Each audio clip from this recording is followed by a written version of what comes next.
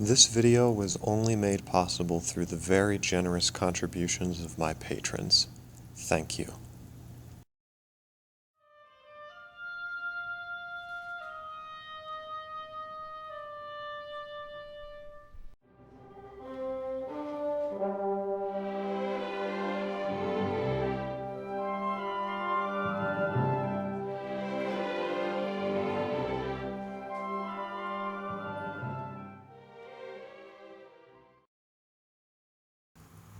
As far as I can tell, the majority of ESTPs are actually not philosophically materialistic, and this is something Celebrity Types has already suggested in their articles. That is to say, they are not necessarily going to insist that there is no such thing as ghosts or magic or the fantastic, the mystical, those philosophical, metaphysical sorts of things. In fact, ESTPs I have known have leaned towards a kind of philosophical idealism or spiritualism, although this has definitely not been their primary focus in life. It's more in the background, and they still do tend to dislike anything that isn't straightforward and clearly manifest. This leads into what they do have, which is what gives the impression that they don't care for the spiritual. That is an underlying forthrightness. They are direct, practical, immediate, and have little patience for anything that deliberately avoids having such traits. It is not in their nature to tentatively pontificate. They much prefer, if they can, to be certain or make certain. This kind of forthrightness is not how most picture the archetypal philosopher, and therefore the ESTP is often thought to be the opposite. But really, I would suggest that many ESTPs are actually at bottom just a very different kind of philosopher, the, if you'll excuse the crassness, the no-bull philosopher. Another intriguing paradox in them is between this forthrightness, this willingness or will to say what they know is true in the way they think it ought to be said, regardless of whether it's politically correct, versus their awareness of and concern for the feeling atmosphere. The result, I think, is that they are cunningly charming, whether for good or for ill. Like ENTPs, one can get the impression that they are actually rather lonely behind a subtly, unconsciously constructed wall of outward charm and self-assurance. However, unlike the ENTP, I think the ESTP doesn't often realize just how confident they are coming off to people. The ENTP is always self-critiquing and self-reflecting and self-deprecating, and can even seem to derive a strange delight from making things as philosophically unstraightforward as possible. But the ESTP detests this in a way reminiscent of ENTJs, and prefers to run in guns blazing, as it were. They are incredibly unreflective in that sense, saying things up front and without room for dual interpretations. The ENTP will fence with you for hours until you tire out, but the ESTP will just pull a gun on you. They are not necessarily great spokesmen. In fact, they have just as many anxieties and insecurities as other types, not to mention just as much likelihood for disabilities or ailments that go against the stereotype of an action hero. But the difference here is that they seem to have this peculiar energy or grit in them that drives them to take any deficiencies very much in stride. So they still come off as very confident, even though they do have these insecurities and anxieties in them. But there's often more of an ability to just plow over those. As much as some ESTPs give off a devil-may-care aura, however, they are quite the opposite on any of their topics of interest. My own experience is that, especially on a few particular subjects, the ESTP becomes almost alarmingly passionate, revealing a whole history of worry and concern and anger about some particular injustice or something wrong in the world, and one can't help but see elements of an archetypal INFJ or ENFJ in them at these kinds of points.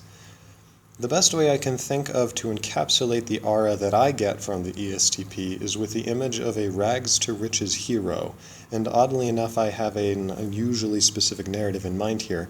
I think the archetypal ESTP, just as I've seen it, is someone who at a young age, if they are male, lost their father, and if they are female, lost their mother, and throughout their life struggled to deal with this.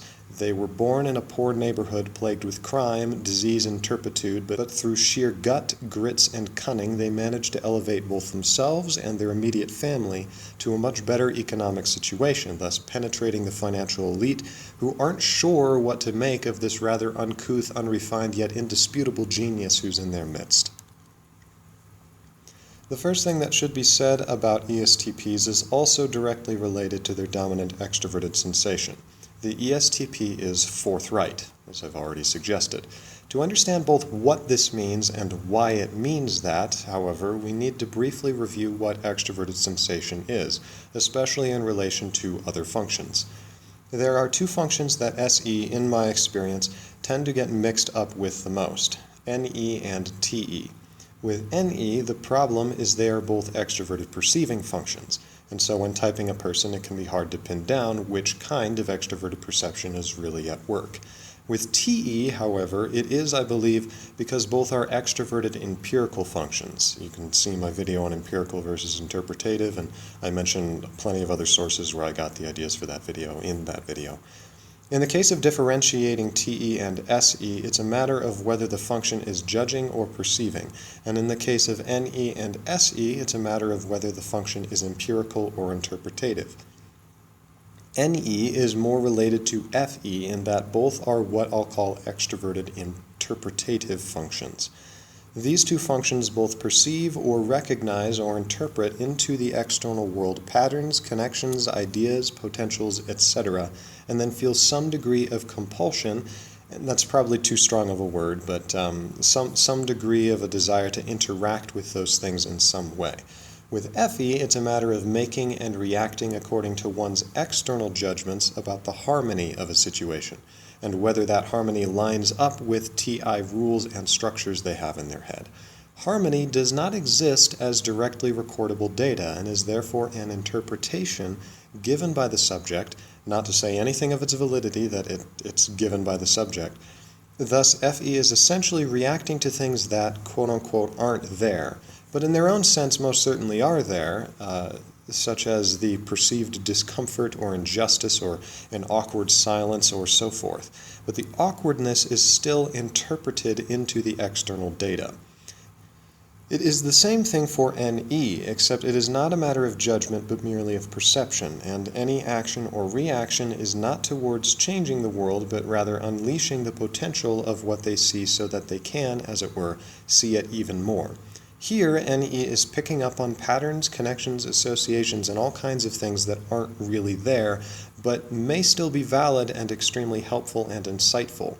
This is why both NE and FE, to its own extent, are, I believe, the functions most prone to indecision of some kind, because they are literally exposed all the time to external things they have interpreted into the environment, which can shift and warp depending on the viewer's mindset, but are always calling out for them to act in some way. This kind of indecision and creative interpretation is not part of SE at all. For SE, there is one reality, one thing given, one thing to choose from and make the most of.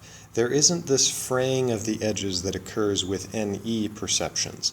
Everything is tight, sharp, and without slack in the SE perception. They see a set group of resources and have to be resourceful and adaptable with those resources to accomplish what's needed or wanted. The ENTP or ENFP, being any dominants, are much more prone to bring things into the situation from outside, going into other groups due to their sort of fenceless associations that they make with things. But the ESTP always works straight from what they are given, leaping straight from that to their conclusions, and for this reason may come off as less creative only because they are not so off the wall. Thus, they are forthright. Things are what they are, and the ESTP is usually the one to continually bring things back to that realm on some level. The ESTP can alternatively awe-inspire or irritate others because of how straightforward they are, almost always to the point of seeming oversimplification or even rudeness, depending on the ESTP's development and ability to present. But very often a fair examination reveals that the rudeness was only in the way it was said, but the content was quite complex. They are, if anything else, the first ones to point out the elephant in the room.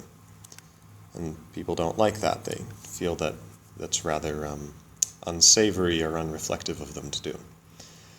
This resourcefulness and forthrightness is what can make SE seem very similar to TE. Both are extroverted empirical functions, meaning they both have a mentality of this is what is given, and here's what I will do with that stuff.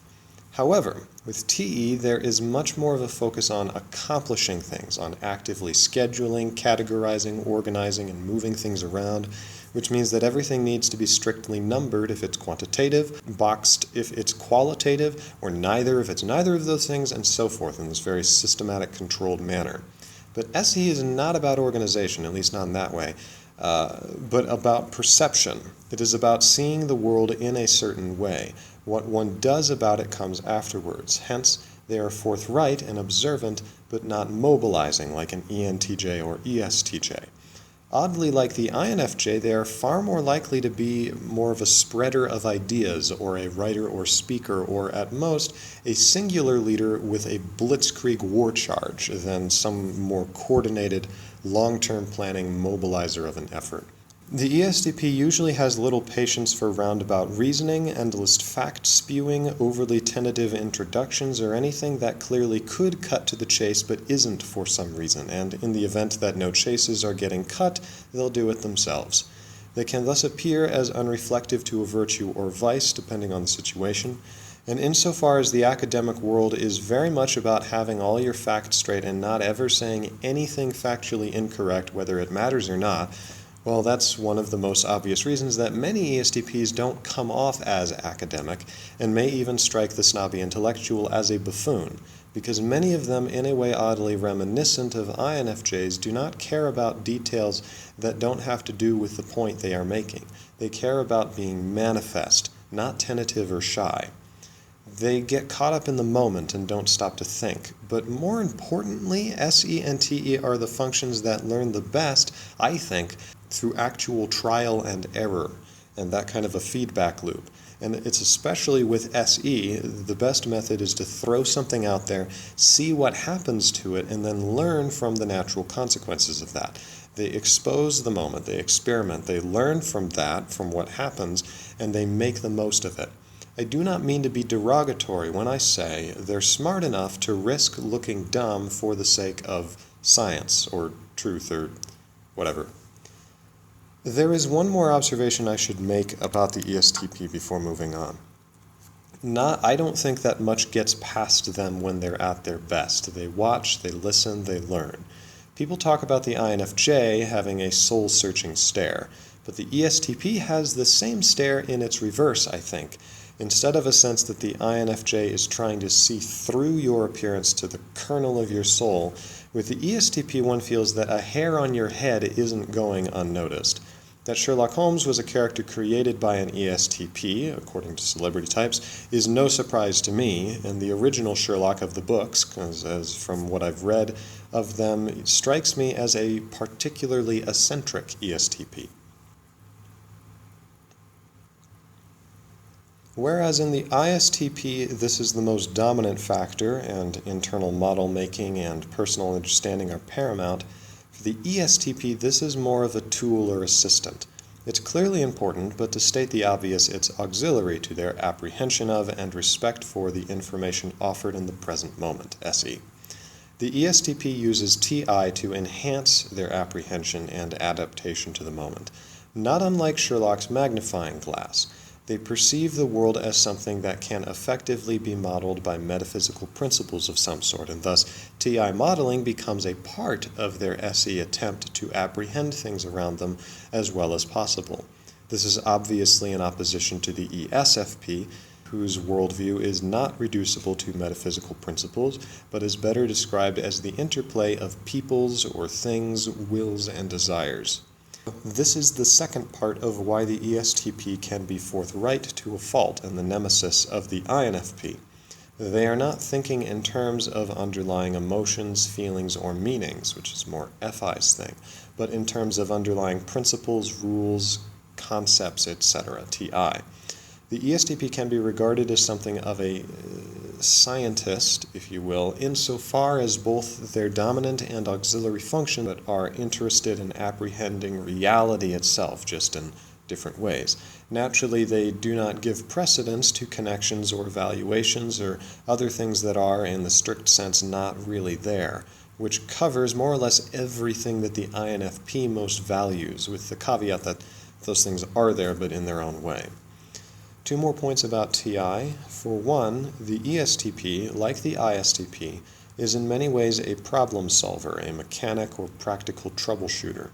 EJ-R&D describes himself as seeing what is wrong in something and then figuring out very quickly what to do about it. There's a sense of very quick but logical planning and then direct action taking, but without any sense of direct long-term plans. For 2, the ESTP is, contrary to popular belief, very principled, but they are principled in a very anti-authoritarian sense. Their principles are entirely dependent upon themselves and their own reason. The ESTPs I have known have all had serious problems with ever doing certain things they have deemed as fundamentally wrong. What others say has nothing to do with it. As I mentioned before, FE and NE are both functions that perceive ideas in the external world and react to them. This gives them the sense that they are interacting with things that have a different kind of reality from empirical reality, and responding to the call of ideas that ping them from outside, from the edge of their vision. With FE, the word idea is referring to the ideas of good, bad, harmonious, disharmonious, pleasant, unpleasant, etc. The ESTP is aware of such ideas in a tertiary capacity, and thus this realm tends to hold a certain degree of continual fascination or relevance for them. The ESTP forms personal TI principles. Tertiary FE is then used in order to interact with and organize the outside world so that it aligns with and harmonizes with these TI principles. A great deal of FE has to do with changing how one comes off to others in order to better serve TI. In the ENFJ, TI is not nearly as clear to them. They may struggle with retaining a sense of clear identity because their preference is to lose their self for the sake of others' needs. But with the ESTP, it's the opposite. They are trying to figure out how to adapt to others' needs without ever compromising their TI principles, which they'll never do. This leads to the stereotype of the ESTP salesman, one skilled at negotiating between their own TI principles and what other people want to hear via FE. But, in my experience, ESTPs, being human beings, just like the rest of us, all the ones I've met greatly dislike the idea of manipulating people, probably because they know they can do it. If lies are used, it is nothing worse than what a typical INFJ might accidentally do in order to smooth over a situation, or in some ESTP's cases, to get people off their back about something, or simply make things more interesting and fun. I do not believe this is always the case, if even the majority case, but the potential and temptation is definitely there to do this kind of thing. The ESTP, I believe, has the potential to be one of the most effective liars, or perhaps I should change the word liar to storytellers, or showmen, performers, actors, etc. They have, I think, a great potential to learn how to present themselves in a pleasing way to different people and on the spur of the moment, because there's this certain separation between the principle that they are enacting and how they're going to enact it so that people will react in a certain way. In the same way that an INFJ comes to appreciate SE as something almost tantalizing, so too the ESTP views NI in this way, whether consciously or unconsciously. With the INFJ, the forthrightness of SE, as well as its direct richness, its immediacy, its cutting to the chase, and its familiarity with the actual raw data can be extremely refreshing and feel almost like the fulfillment of something one's been missing in life and needs to appropriate into themselves. It is the same for the ESTP, upon reflection. The ability of NI to adeptly synthesize one's experiences in unique and creative ways, to form accurate predictions or hunches or insights into things, is all breathtaking for the ESTP once it is experienced by them. They will never let go of SE or devalue it for NI's sake, but that doesn't change the fact that they respect the ability to synthesize data into insight, to be, for lack of better words, profound. My use of that word is not to imply that NI dominant types are the most profound or anything like that, but from the ESTP's perspective, NI has this sense of deep profundity and symbolism and your brain exploding and that kind of thing that is sort of very different from SE's forthrightness. The INFJ finds the outside world to be fleeting, difficult to pay attention to, too much at once, etc. The ESTP, likewise, finds it just as hard to focus on their inner world of images and insights for long periods of time before finally reverting back to just external perception. That inner world is strange and foggy, and often it just makes more sense to let it do its own thing in the background, just as the INFJ usually just lets SE do its data collection in the background. But sometimes the ESTP wants more contact or becomes particularly allured by an NI image and its promise of psychological fulfillment and capability. At this point, the ESTP may start to play the role of a shadow INFJ. Attempts at a more sagely side start to come out as they try to channel NI ideas, presented in a more pleasing FE fashion, but all in a way that strikes the bystander, in a lot of cases, as harmlessly naive. This is the oddly spiritual aspect of the ESTP that can befuddle the observer. All of a sudden, someone who had no time for bull is pontificating somewhat on the afterlife, or on spirituality, or on what it all means. I don't know how to end my videos.